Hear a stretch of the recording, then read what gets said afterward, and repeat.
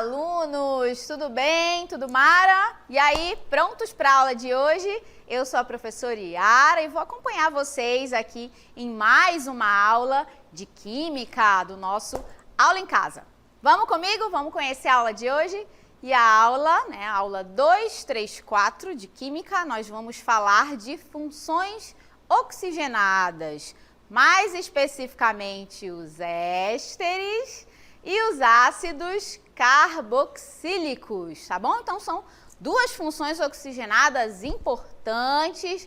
A gente vai ver que elas também estão no nosso cotidiano, fazem parte do nosso dia a dia, mais do que a gente imagina. Principalmente pra gente que é aqui da região norte, tá bom? E aí eu começo a aula de hoje mostrando o seguinte: quem nunca viu, quem nunca ouviu falar, pelo menos, do ritual da tucandeira, que é um ritual daqui da nossa região, de um povo que é chamado de Sateremaué, tá? Que é aqui da região do norte do nosso estado, do nosso país, mais especificamente aqui da Amazônia, do Amazonas, E lá eles têm um ritual, você tá vendo aí na imagem, em que os meninos, quando começam a virar homens, a passar por essa transição para virar homem, ele acaba tendo que passar por é uma transição mesmo, do povo, que eles colocam a mão, pode colocar a imagem, eles colocam a mão dentro desse utensílio que você está vendo aí, e esse utensílio, ele tá cheio de formigas, que é a nossa famosa tucandeira, é uma formiga enorme que tem aqui na região, tá, gente? O interessante é que ela possui um veneno, gente, que vocês não imaginam a dor que essa tucandeira pode causar, tá? A esse jovem rapaz, que precisa passar por esse ritual, tá? Na verdade, é um ritual indígena, tá bom? E aí tem várias tucandeiras que eles colocam ali, e aí o menino tem que colocar a mão e mostrar que é corajoso e que vai aguentar essa dor, tá bom? A gente sabe que é um ritual desse povo e é importante a gente valorizar também a cultura, tá? De cada povo, ok? Então aqui eu apresento para vocês esse ritual e aí eu trouxe o ritual por conta da presença justamente desse ácido, tá? Então, olha só na imagem a estrutura do ácido presente na formiga, por isso que ele tem esse nome, ácido fórmico, tá? É um ácido presente em boa parte das formigas que se conhece, inclusive a tucandeira. E é ele que causa essa dor que a gente sente quando uma formiguinha, por menor que ela seja, ela, coloca, injeta esse ácido no nosso organismo, tá bom? E esse ácido, ele faz parte do grupo dos ácidos carboxílicos, tá bom? E, a gente dá esse nome aos ácidos carboxílicos por conta da presença desse grupo carboxila, tá bom? Então, o que caracteriza um ácido carboxílico é esse grupo que você tá vendo aí, ó, o C-OH, tá bom? Então, todo composto orgânico que possuir a presença do grupo carboxila na sua estrutura, nesse carbono da cadeia principal, a gente vai classificar a partir de agora como um ácido carboxílico, tá bom? E aí você tá vendo a estrutura do ácido fórmico, que é o ácido presente nas formigas, tá bom? Bora avançar aí falando um pouquinho mais dos ácidos carboxílicos. Eu trago para vocês a nomenclatura. Como é que eu vou dar nome para esses compostos? A gente já viu em várias outras aulas que dependendo aí, da função a que aquele composto faz parte, a gente vai ter uma nomenclatura um pouquinho diferenciada. Mas a regra geral, ela vale aqui pra gente também, tá? Qual é a regra geral? Prefixo, infixo e sufixo. Isso permanece, ok? Essa regrinha geral. O que vai ser diferente para os ácidos carboxílicos? A presença do nome ácido na frente, tá bom?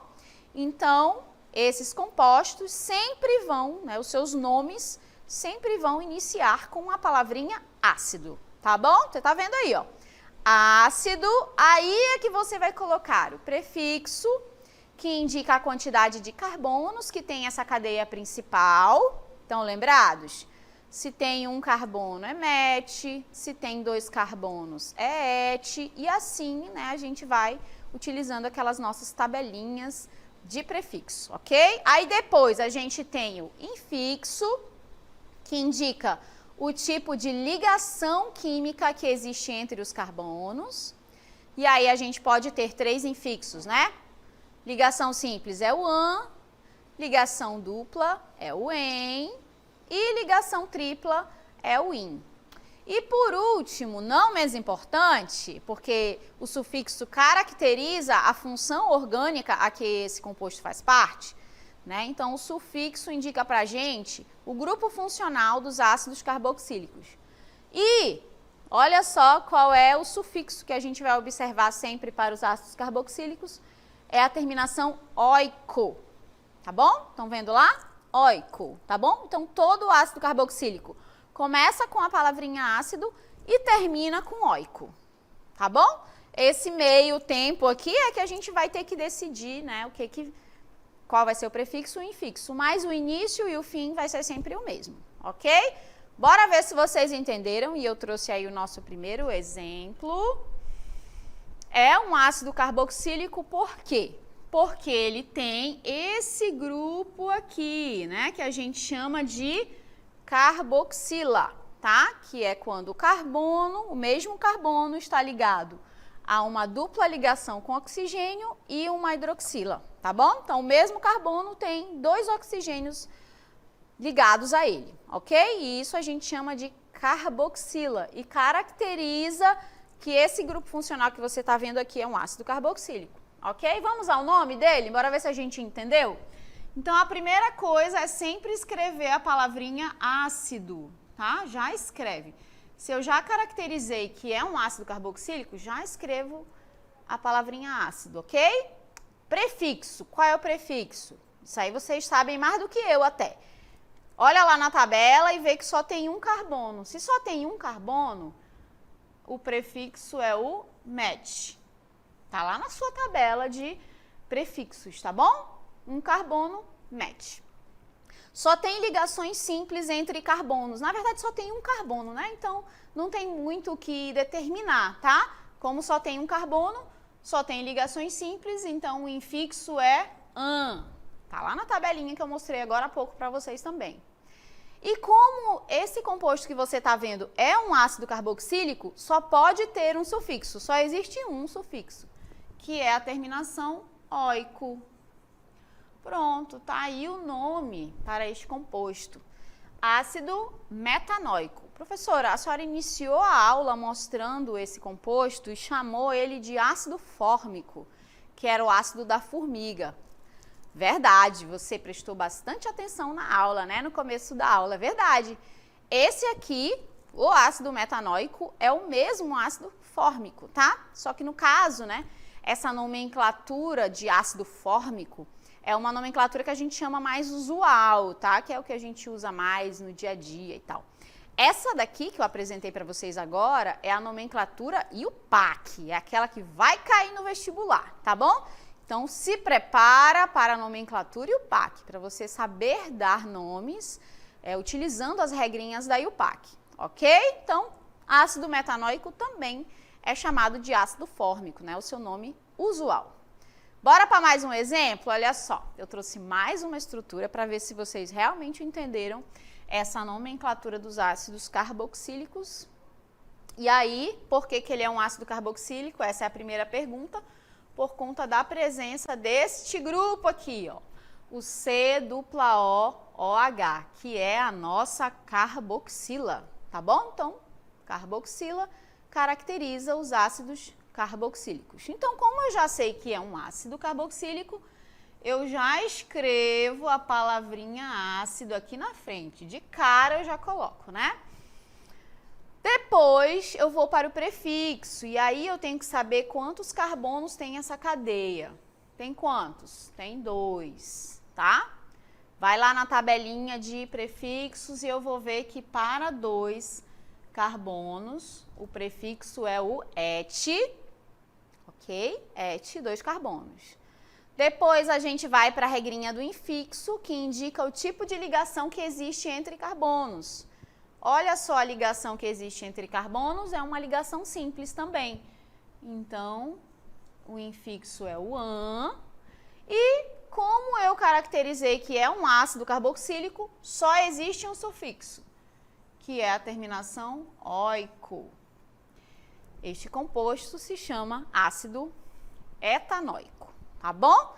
Então, é fácil identificar a partir da nomenclatura o grupo funcional a que aquele elemento se faz presente, qual é o grupo funcional que tem ali. Por exemplo, se a partir de agora eu disser assim, ácido butanoico, mesmo que você não esteja olhando a estrutura, né, você já vai se dar conta que é uma nomenclatura que remete aos ácidos carboxílicos, por conta da palavrinha ácido e por conta da terminação oico, tá? Então, vejam que a nomenclatura ajuda também a gente a classificar os compostos, tá? Não basta só eu conhecer ou determinar a estrutura, também tenho que, né, saber determinar essa nomenclatura, porque ela vai me ajudar lá na frente a classificar essas funções, ok? Agora eu apresento a vocês os ésteres, olha só. Por que a gente vai falar de éster na aula de hoje também? Porque os ésteres, eles são compostos derivados dos ácidos carboxílicos, tá? Você tá vendo que ele tem, né, alguma semelhança, que a estrutura dele, né, tem alguma semelhança com a estrutura que eu acabei de mostrar para vocês. E realmente, olha, ele também possui esse grupo C-dupla-O, só que aqui, ó, ao invés de um hidrogênio, né, a gente vai, né, esse éster vai possuir um radical orgânico na sua estrutura, tá bom? Então, a diferença dos ésteres para os ácidos carboxílicos é esse hidrogênio, tá bom, gente? Nos ácidos, aqui seria um hidrogênio, tá? Nos ésteres, esse hidrogênio foi substituído por um radical orgânico. Pode ser um metil, pode ser um etil, aí depende do éster que a gente está analisando, ok? Gente, os ésteres também fazem parte aí do nosso cotidiano. E antes de eu apresentar alguns ésteres importantes algumas estruturas importantes dos ésteres aí para vocês, eu trago o nosso primeiro éster para a gente conhecer um pouquinho melhor onde que se aplica, né, esses compostos. E os ésteres, eles são responsáveis, assim, em grande parte, pelos flavorizantes utilizados pela indústria alimentícia, tá?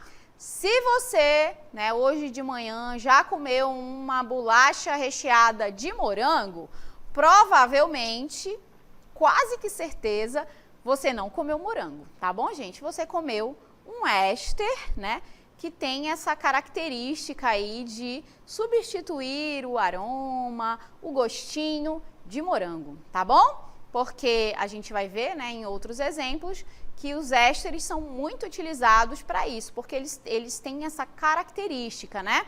O aroma de morango, por exemplo, utilizado para dar a cor, o sabor dos iogurtes, das bebidas lácteas, das bolachas recheadas, do que você puder imaginar aí que precisa, né, dessa utilização do sabor, do aroma, é um éster que está presente ali, tá bom? Dá uma olhadinha aí no nosso próximo éster para você começar a se surpreender com a indústria alimentícia, olha só. Então, na nomenclatura dos ésteres, antes de falar de continuar falando, né, desses aromas, né, a nomenclatura dos ésteres ela é um pouquinho mais complexa, tá bom? Então, você vai escrever o nome do hidrocarboneto presente ali na estrutura, depois você vai substituir, colocar a palavrinha ato, depois a preposição de e ao prefixo você vai substituir, vai acrescentar, na verdade, a terminação ila. Então, é bem mais complexa a nomenclatura dos ésteres, tá bom? A gente vai precisar aí de um pouquinho mais de tempo e de exercícios para entender melhor essa nomenclatura. Nós temos aqui o etanoato de etila, que é a essência de maçã, e você está vendo aqui etano por conta da presença de 2 carbonos na cadeia principal e etila por conta desse radical orgânico com 2 carbonos, tá? A essência de maçã, que você acha que está comendo maçã, mas não está não, tá bom, pessoal? Outro exemplo que a gente traz aqui é o butanoato de etila. Butano, por conta dos 4 carbonos da cadeia principal, etila, por conta desses 2 carbonos do radical orgânico. E o butanoato de etila é a essência de abacaxi, tá bom? Então, para cada fruta aí que você imaginar, de iogurte ou qualquer outro alimento que se utilize aí dos aromas das frutas, provavelmente é um éster que está sendo utilizado ali, ok? Espero que vocês tenham compreendido a aula de hoje, essa diferença entre os ácidos carboxílicos e os ésteres. E agora eu quero ver se vocês entenderam com a nossa dinâmica local interativa.